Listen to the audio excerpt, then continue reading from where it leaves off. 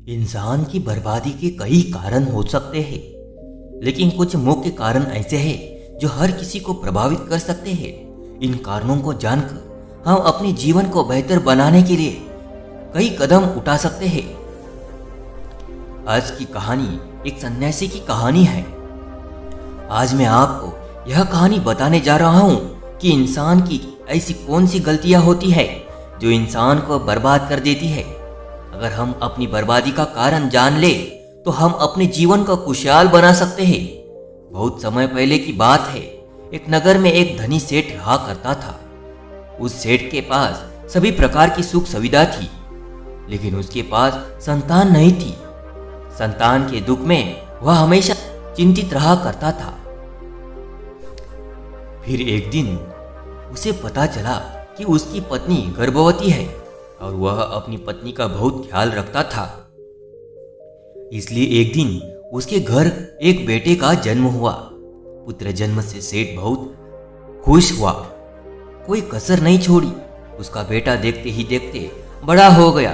तब सेठ ने अपने बेटे को गुरुकुल भेजने का फैसला किया ताकि वह पढ़ लिख कर विद्वान बन सके।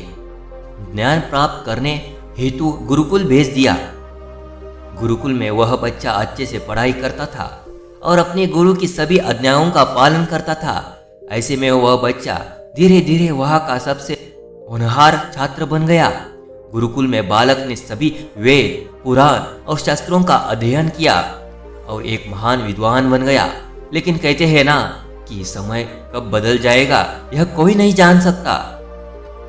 ऐसे ही एक दिन किसी प्राकृतिक आपदा के कारण उसके माता पिता की मृत्यु हो गई और जब उसके माता पिता की मृत्यु हुई तो बच्चे की शिक्षा पूरी नहीं हुई थी। और जब बच्चे ने खबर सुनी कि उसके माता पिता अब इस दुनिया में नहीं है और उसका सब कुछ बर्बाद हो गया है, तो लड़का इस संसारी मोह में बह गया। लड़के ने कहा कि गुरुकुल से अपनी शिक्षा पूरी करने के बाद वह अपना पूरा जीवन लोगों की भलाई में बिताएगा। फिर जब बालक की शिक्षा पूरी हुई तो उसके बाद बालक साधु बन गया और वह सांसारिक चीजों से दूर हिमालय के जंगल में चला गया। अध्यापन को विश्राम देते हुए समय के साथ उनके सन्यासी की चर्चा चारों ओर होने लगी और दूर दूर से लोग उनके पास शिक्षा लेने के लिए आने लगे और बहुत से लोग अपनी समस्याओं का समाधान पाने के लिए उनके पास आने लगे। वह समस्याओं का समाधान बड़ी आसानी से कर देता था, जिससे वह पूरे राज्य में प्रसिद्ध हो गया। परंतु जिस नगर में वह रहता था वहाँ का राजा क्रूर व्यक्ति था। जब राजा को तपस्वी के बारे में पता चला तो उन्होंने तपस्वी से मिलने का फैसला किया। अगली सुबह राजा तपस्वी से मिलने के लिए अपने महल से निकल गया और फिर वह उसकी कुटिया की ओर गया। और वहां पहुंचकर राजा ने जब उसे साधु के रूप में देखा तो वह उसे देखता ही रह गया। उसके चेहरे पर एक अलग ही तेज था। जब वह साधु के पास पहुंचा तो उसे असीम शांति का अनुभव हुआ। साधु को प्रणाम किया और उसके पास बैठ गया और उससे बातें करने लगा। वह राजा पहली ही मुलाकात में साधु के व्यक्तित्व से इतना प्रभावित हुआ कि उसी समय से उसने अच्छाई के रास्ते पर चलने का फैसला लिया। और मैं सोचने लगा, इतनी सी मुलाकात में यह साधु मुझे इतना बदल सकता है तो ऐसा हमेशा रहेगा। यदि तुम मेरे साथ रहोगे तो मेरा जीवन बदल जाएगा। और यह सोचकर राजा साधु से अपने महल में चलने का अनुरोध करने लगा। राजा का आग्रह सुनकर सन्यासी मना नहीं कर पाया और वो राजमहल चलने को तैयार हो गया। तब राजा सन्यासी को महल की ओर ले गए। महल पहुंचकर राजा ने साधु की बहुत खातिरदारी की और उसके बाद राजा ने साधु को एक दाहिने कमरे में भोजन कराया। भोजन के समय साधु ने राजा को धन्यवाद दिया और राजा से जाने की अनुमति मांगी। यह सुनकर राजा ने कहा कि आप हमारे बाग में जब तक चाहे तब तक रह सकते हैं। आपको यहाँ किसी भी प्रकार की असुविधा नहीं होगी और आप यहाँ रहेंगे तो हमारे लोगों को भी अच्छा लगेगा और हमें भी अच्छा लगेगा। यह सुनकर साधु ने राजा का प्रस्ताव स्वीकार कर लिया। राजा के आदेशानुसार सेवकों ने एक सुंदर कुटिया बनाई। उसके बाद साधु उसी कुटिया में रहने लगा। राजा ने उनकी बहुत सेवा की, लेकिन कई वर्षों के बाद राजा और रानी को किसी जरूरी काम से दूर राज्य में जाना पड़ा। लेकिन उन्होंने साधु की सेवा के लिए एक सेवादार नियुक्त कर दिया। लेकिन राजा के जाने के बाद वह सेवादार बीमार पड़ गया और अपने घर चले गए और कभी लौटकर वापस नहीं आया। तो तपस्वी को गुस्सा आया और उसने राजा को खूब खरी खोटी सुनाई और राजा से कहा कि जो जिम्मेदारी आप पूरी नहीं कर सकते वह जिम्मेदारी आप क्यों लेते हैं। तब राजा ने तपस्वी से पूछा और कहा कि सन्यासी, क्या मुझसे कोई गलती हो गई है तो इसके लिए आपसे क्षमा मांगता हूँ। कृपया मुझे क्षमा करे और मेरा क्रोध शांत करे और बताए कि क्या हुआ था। यह सुनकर साधु ने उससे कहा कि तुम्हारे जाने के बाद मुझे यहाँ से किसी ने भोजन नहीं दिया और मुझे कई दिनों तक कष्ट सहना पड़ गया। यहाँ आकर मैं भूखा रहा और किसी ने मुझसे मेरा हाल भी नहीं पूछा। यह सुनकर राजा ने तपस्वी से माफी मांगी और कहा कि आज के बाद ऐसी गलती नहीं होगी।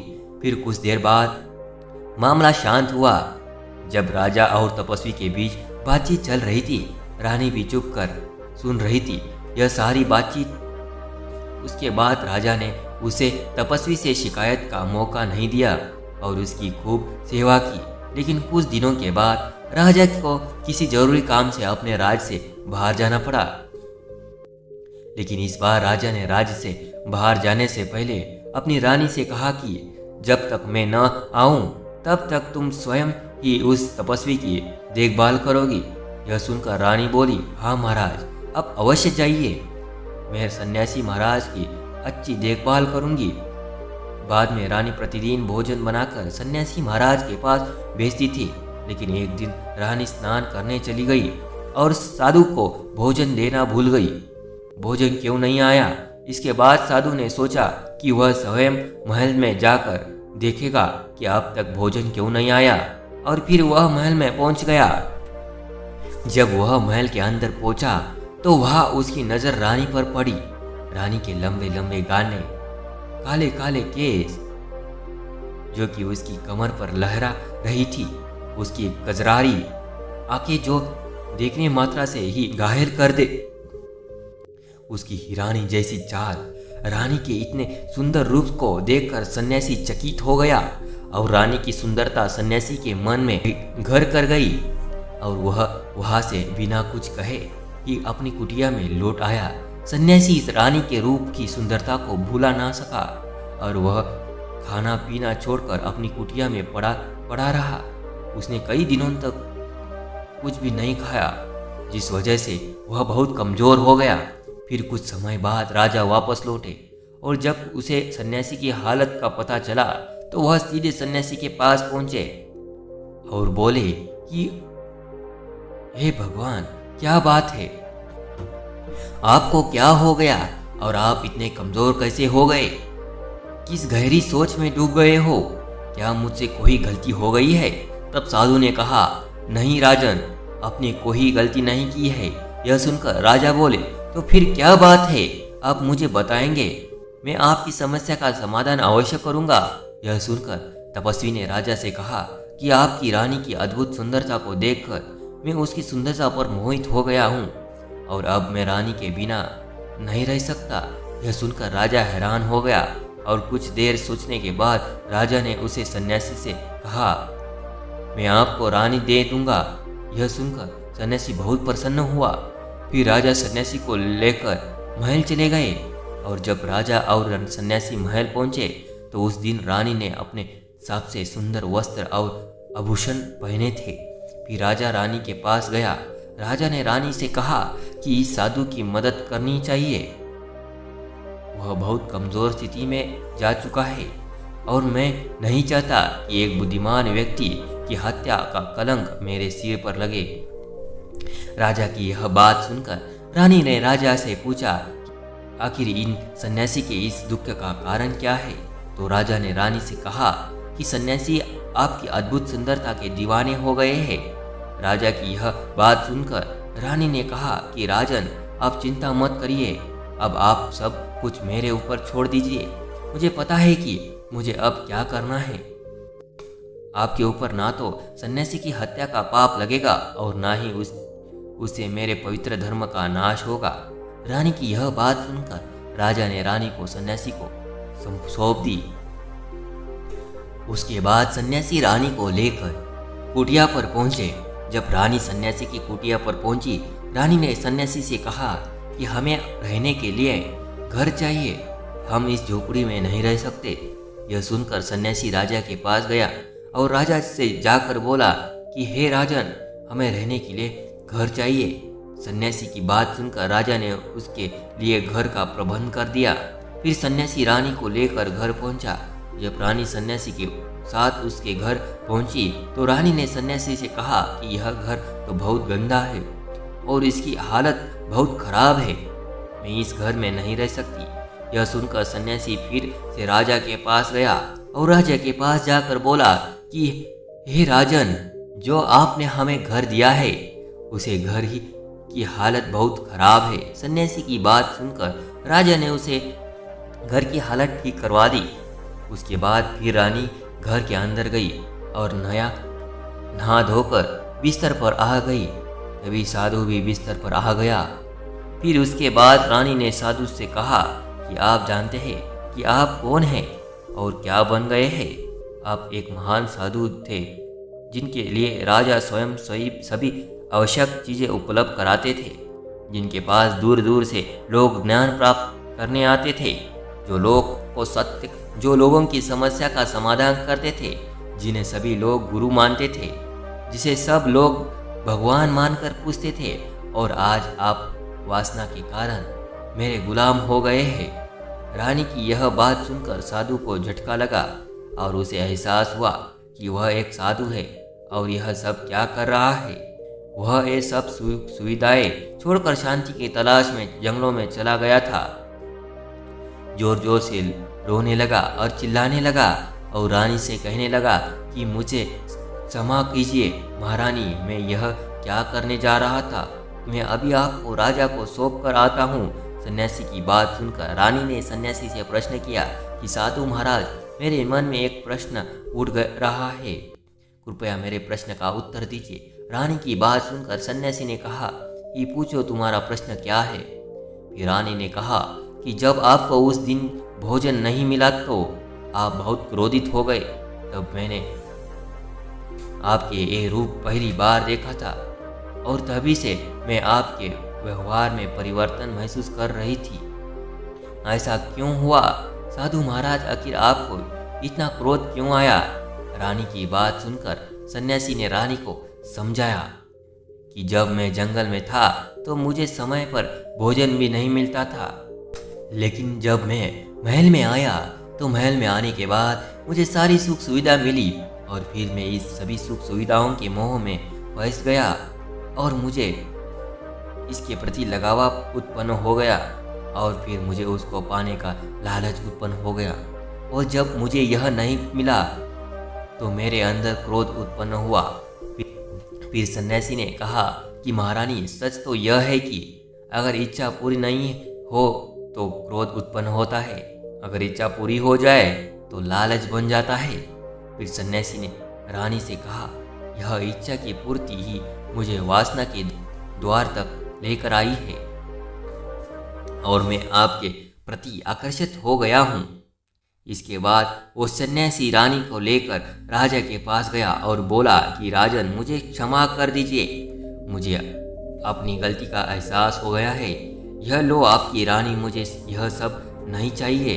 मैं अपनी इच्छा के वशीभूत होकर यह गलत कार्य करने जा रहा था और अपने जीवन को बर्बाद कर रहा था, लेकिन अब मुझे सब कुछ समझ आ गया है। उसके बाद उसे सन्यासी ने कहा कि यह राजन, मनुष्य की बर्बादी का कारण उसकी 4 आदतें बनाती है और दुनिया की हर एक व्यक्ति के अंदर यह 4 अवगुण होते हैं, लेकिन जो व्यक्ति इन पर नियंत्रण कर लेता है वह दुख और परेशानियों से बच जाता है। वही जो व्यक्ति इन चारों दोषों पर नियंत्रण नहीं कर पाता, वो बर्बाद होने के कगार पर पहुंच जाता है।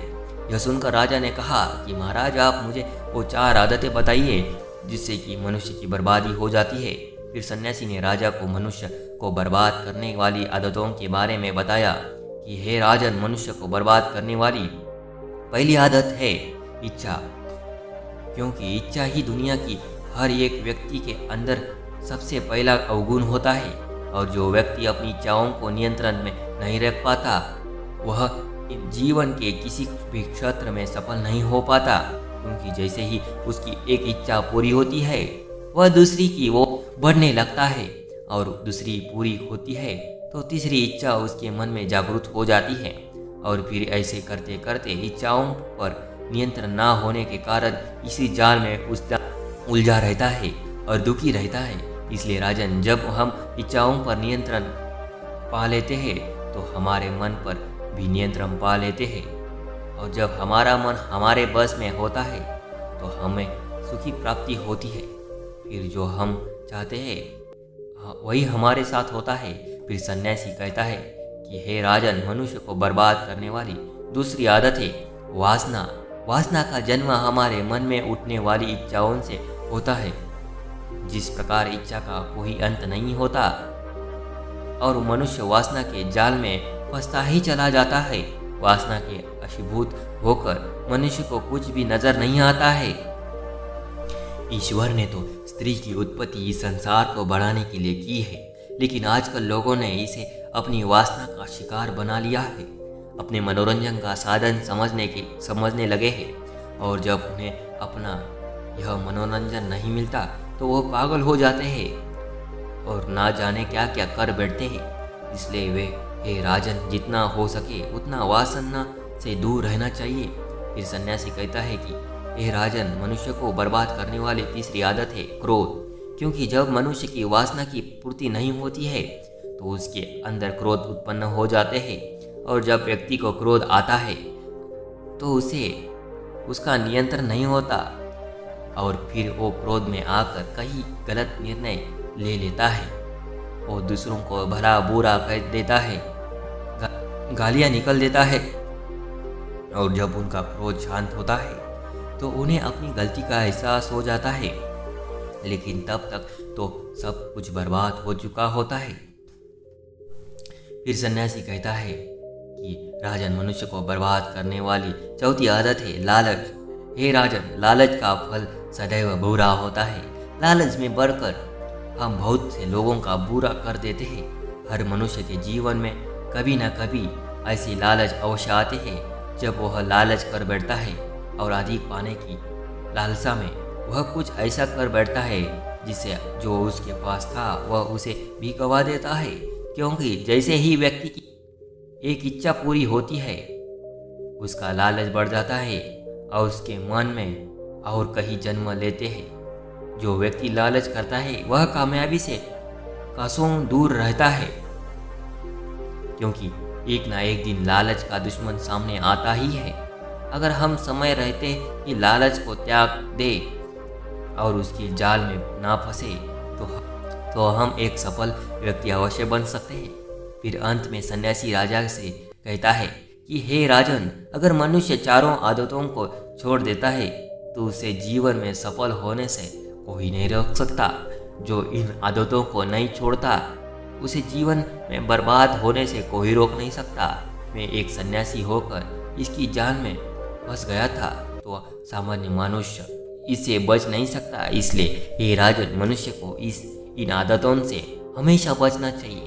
तो दोस्तों, आज का ये वीडियो आपको कैसा लगा हमें कमेंट करके ज़रूर बताइएगा और चैनल को ज़रूर सब्सक्राइब करिएगा।